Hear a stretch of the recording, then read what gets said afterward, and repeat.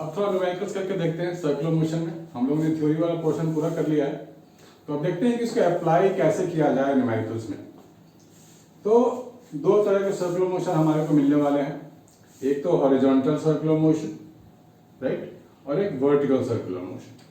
तो जब भी वर्टिकल वाला सर्कुलर मोशन होगा तो उसमें वेट का भी रोल होगा, mg उसका भी रोल होगा, लेकिन जब हॉरिजॉन्टल सर्कल की बात होगी तो उसमें वेट का तो कोई रोल होगा ही नहीं।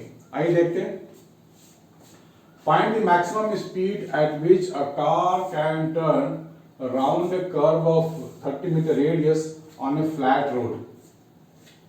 ठीक है, हमारे को कोएफिशिएंट ऑफ फ्रिक्शन गिवन है 0.4।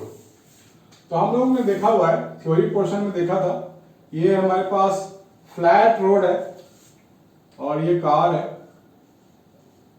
This is weight of the car, this is weight and this is contact force. Tyre पे फ्रिक्शन लग रहा होता है towards the centre of the circular motion. तो फ्रिक्शन हम लोग लिखते हैं, फ्रिक्शन की जो मैक्सिमम वैल्यू होती है, या फिर हम लोग लिमिटिंग वैल्यू लिख सकते हैं म्यू आर। ये फ्रिक्शन का एग्जैक्ट रिलेशनशिप होता है, 0 से ज्यादा होता है और म्यू आर से, या तो म्यू आर इक्वल होगा नहीं तो कम होगा। At the same time friction हमारे को दे रहा है सेंटीमीटर फोर्स, दिस वन, ये सेंटीमीटर फोर्स हमारे को फ्रिक्शन देता है। तो हम लोग इक्वेट कर सकते हैं यहां पर mv square by r less than equal to mu. अब यहाँ vertically this vehicle is not moving, that means r is equal to mg ले सकते हैं हम लोग यहाँ पे। तो यहाँ पे हो जाएगा mg, ये हो गया mu rg, this is the velocity. ठीक है बच्चों, या तो इतनी वेलोसिटी होगी नहीं तो इससे कम होगी। हमारे को बोला गया है मैक्सिमम स्पीड फाइंड करने को, तो मैक्सिमम क्या होगा, यही होगा maximum, v max under root mu R G. Mu तो हो गया 0.4 और जो रेडियस है वो 30 हो गया और g 10 हो गया, अंडर रूट 12 मीटर पर second. This is maximum velocity. दूसरा है the speed limit of A car over A bridge in the form of vertical arc is this. Find the diameter of the arc. ठीक है बच्चों, तो यहाँ पर तो वह ब्रिज की बात हो रही है, यानी कि तो वर्टिकल सर्कुलर मोशन हो गया। तो हम छोटा सा डायग्राम ड्रॉ करके देखते हैं। This is the arc of A bridge, यहाँ पर व्हीकल है, इसकी स्पीड गिवन है टॉप में, मान लो ये रेडियस है, ये सेंटर है हमारा, this is the radius, this is the radius. तो यहां पे जो वेलोसिटी है वो गिवन है 9.8 मीटर पर सेकेंड। जब टॉप की बात करेंगे हम लोग, अलग से डायग्राम ड्रॉ कर लेता हूं, तो contact force by the surface upward लगेगा, वेट ऑफ द बॉडी नीचे लगेगा। तो ये सर्कुलर मोशन का ही पार्ट है, वो तो सर्कुलर मोशन ही रहा है। तो मुझे चाहिए नेट सेंटीमीटर फोर्स। जहां भी सर्कुलर मोशन होगा, वर्टिकल हो या हॉरिजॉन्टल हो, मुझे क्या चाहिए होता है, सेंटीमीटर फोर्स ही तो चाहिए। That means I can write mg minus of n, यानी कि net centimetre force toward the centre, that is equal to mv square by r। जैसे जैसे n की वैल्यू बड़ी होगी वेलोसिटी कम होती जाएगी, और n की वैल्यू छोटी होगी तो वेलोसिटी की वैल्यू बढ़ती जाएगी। सीधी सी बात है, कांटेक्ट फोर्स पे डिपेंड कर रहा है, n पे डिपेंड कर रहा है। यहाँ स्पीड लिमिट बोला गया है, यानी कि मैक्सिमम कितना, लिमिट का क्या मतलब है, how to get the maximum velocity, वो कितनी होनी चाहिए ताकि ये सेफली यहां से चला जाए।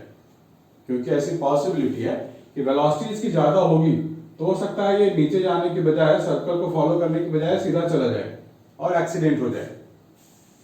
मतलब यहां पर ये अगर छोड़ देता है सरफेस को ड्यू टू हाई स्पीड, तो यहां हम लोग बोलेंगे कि n विल बी 0। और हम लोग क्रिटिकल कंडीशन की बात करेंगे कि ये बॉडी अबाउट टू लीव है, अगर बहुत ही ज्यादा स्पीड होगी तो सरफेस को छोड़ देगा, तो हमारे को वही वाली स्पीड चाहिए।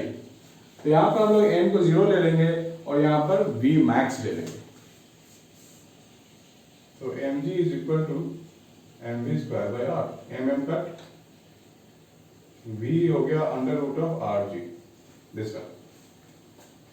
आर हमारे को पता करनी है, वेलोसिटी यहाँ गिवन है 9.8, तो यहाँ लिख सकते हैं 9.8 का square upon 9.8 is equal to radius, into 2 कर देंगे तो हमारा डायमीटर आ गया।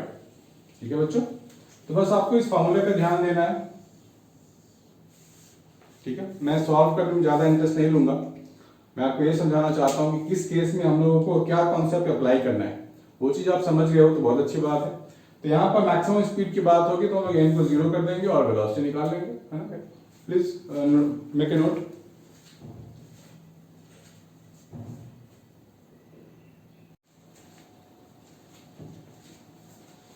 हाय बच्चों, दूसरा क्वेश्चन करके देखते हैं कि ये हॉरिजॉन्टल वाला सर्कुलर मोशन है या वर्टिकल वाला है। Have a look. A particle of mass m is suspended from ceiling through a string of length l. Ceiling से लटका हुआ है, कोई ऐसा पार्टिकल है, ऐसा लटका हुआ है। दिस इज द सीलिंग, ये स्ट्रिंग है, ये पार्टिकल है। The particle moves in A horizontal circle. अच्छा, ये हॉरिजॉन्टल सर्कल में मूव करेगा।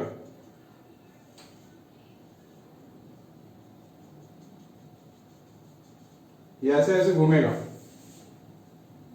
Of radius r, find the speed of the particle. तो आपको एक वर्टिकल का पॉइंट ऐसे ड्रॉ करना होगा ताकि कुछ एंगल ले पाए। ये तो सीधा लटका हुआ है ना, लेकिन सर्कल में मूव करना है तो इसको ऐसे कुछ एंगल बनाना पड़ेगा विद द वर्टिकल, फिर ये ऐसे ऐसे मूव कर सकता है। आप अपने घर में भी इमेजिन कर सकते हो, छत से, सीलिंग से एक बॉल को ऐसे टांग दो और सर्कुलर मोशन होने दो लाइक दिस। तो यहां देखना पड़ेगा कौन कौन सी फोर्सेस लग रही हैं। ये तो mg है और ये tension T in the string है, तो हमारे पास ये एंगल है थीटा। तो हमारे को इस T के दो कंपोनेंट मिल जाएंगे। देखो सर्कुलर मोशन हो रहा है तो मैं तो खोज रहा हूं सेंट्रीपिटल फोर्स, जो सेंटर की तरफ लग रहा हो तो उसी की ओर मैं बढ़ रहा हूं। कैसे खोजते हैं देख लो आप लोग। T को मैं बेंड करूंगा थीटा से, ये मुझे क्या मिलेगा, T cos थीटा मिलेगा, और ये मुझे क्या मिलेगा, ये 90 माइनस थीटा है। So this is your T sin theta toward the centre. तो T sin थीटा जो जा रहा है सेंटर की तरफ, this is called centripetal force. तो मैं लिखूंगा T sin theta is equal to mv square by r। अब ये बॉल ऊपर नीचे तो नहीं जा रहा है, so we can write T cos theta is equal to mg।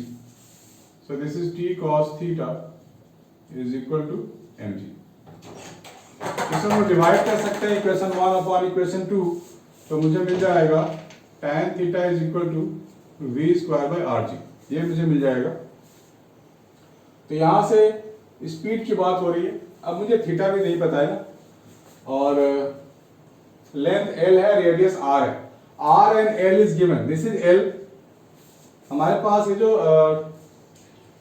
Triangle बन गया है, this is R, this is L and this is theta.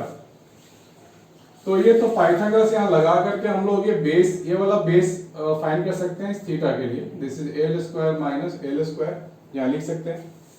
तो tan थीटा क्या लिखेंगे, परपेंडिकुलर अपॉन बेस, यहाँ डाल सकते हैं perpendicular upon base under root L square minus R square, this is V square upon RG, ये निकाल सकते हैं हम लोग। तो हमारे पास ये R स्क्वायर G हो जाएगा। So V is coming out to be R square G under root L square minus R square का भी रूट, ये हमारे पास आ जाएगी वेलोसिटी। ठीक है बच्चों।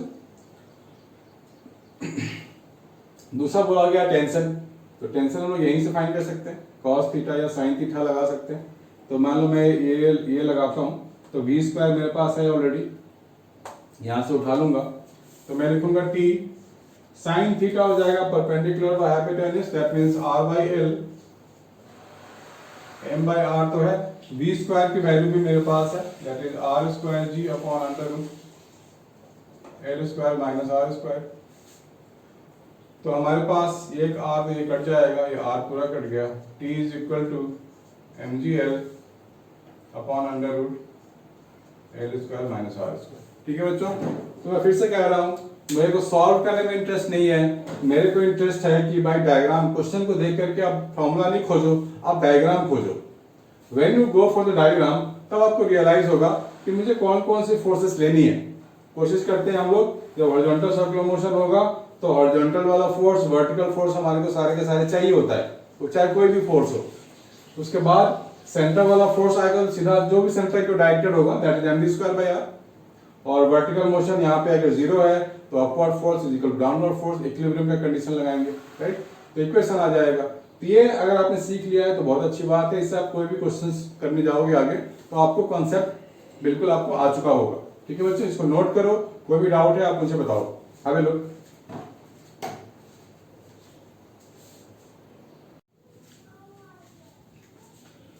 हमारे को यहाँ पर सिंपल पेंडुलम दिया गया है, तो सीधी सी बात है बच्चों, सिंपल पेंडुलम तो वर्टिकल सर्कुलर मोशन करता है, ऐसे ऐसे। The bob of a simple pendulum of length 1 meter has mass 100 gram and speed 1.4 meter per second at the lowest point in its path. Find the tension the string at this instant. जब वो swing कर रहा होगा pendulum, swing like this, तो जब lowest position में आएगा तो यहां पर बोला गया है फाइंड द स्पीड,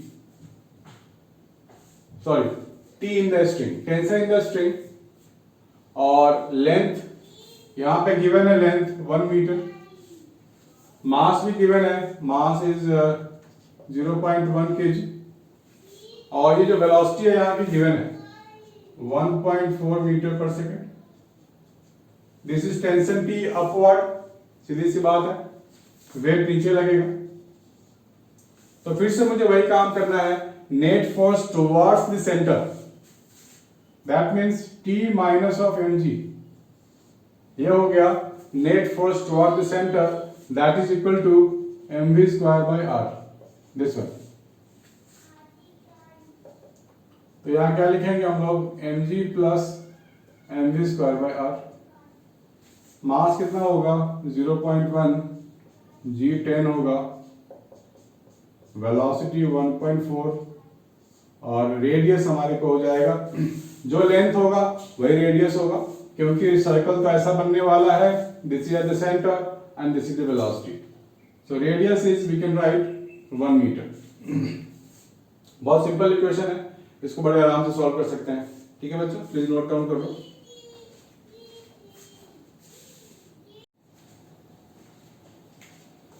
हाँ बच्चों, इस क्वेश्चन में ये डायग्राम गिवन है, मुझे दिया गया है, ये एक ट्रैक है, और यहां से इस मास को छोड़ देंगे तो ये सर्कुलर पार्ट है, तो ये सर्कल एक्चुअली पूरा कंप्लीट जैसा ही है, क्लोज है बहुत ही ज्यादा, ऑलमोस्ट सर्कल है।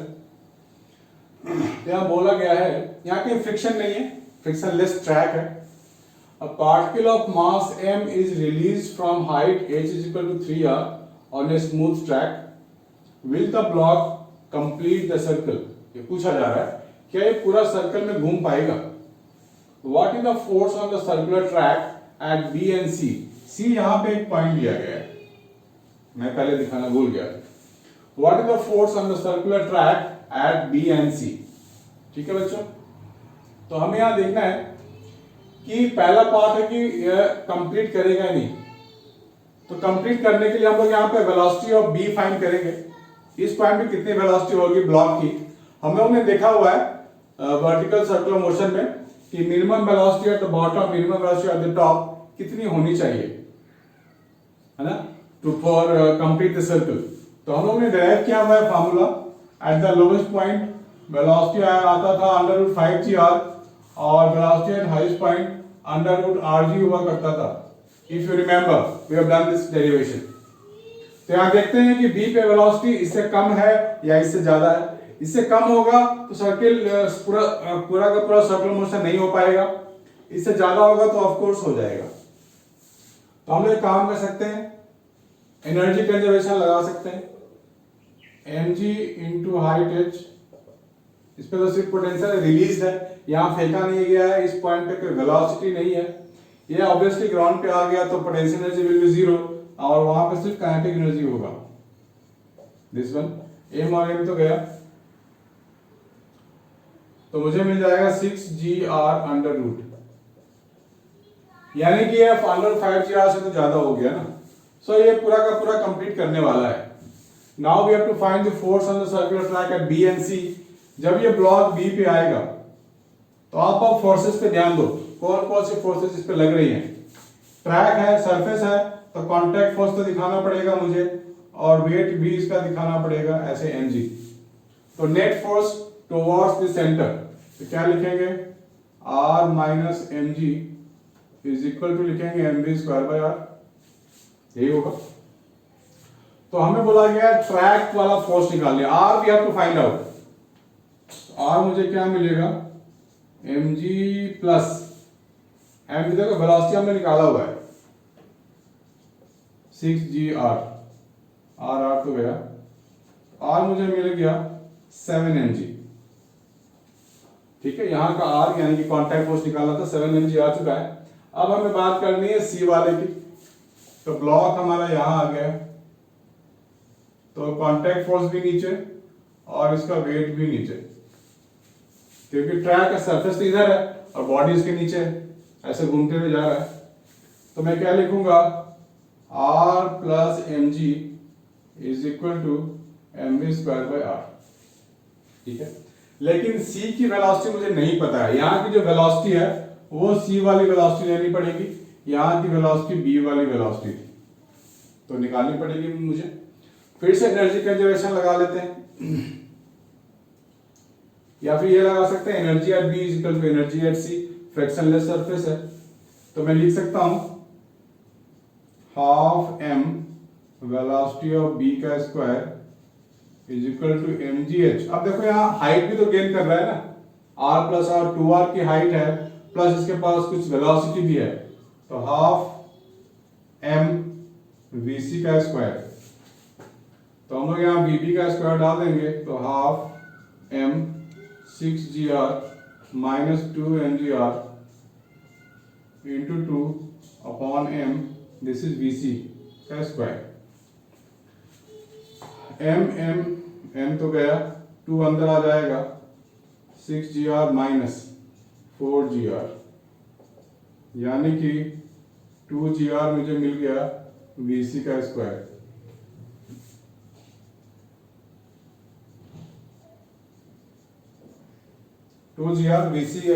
vc स्क्वायर की जगह मैंने लिखा है 2gr, mg को इधर ले जाएंगे तो माइनस mg आ गया, इसको सॉल्व कर लेंगे तो we are getting mg only. So contact force at the point c will be mg only. ठीक है, और b पे आया था 7mg। ठीक है बच्चों, ऑफ कोर्स यहाँ ज्यादा होता है, कांटेक्ट फोर्स यहाँ ज्यादा होगा, यहाँ कांटेक्ट फोर्स की वैल्यू कम होगी। ठीक है बच्चों, तो इसको नोट कर लो अच्छे से। आपको कोई डाउट होता है इसमें तो आप मुझे कांटेक्ट कर सकते हैं।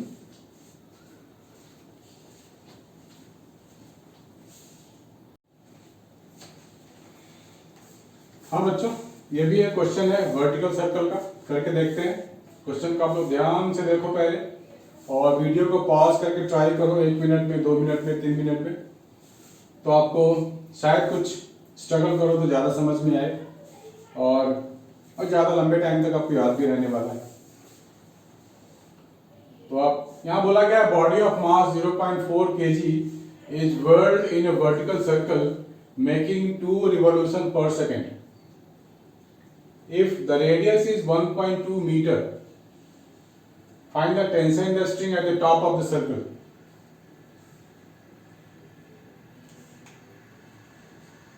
तो हम लोग इसमें लिख सकते हैं वर्टिकल सर्कल,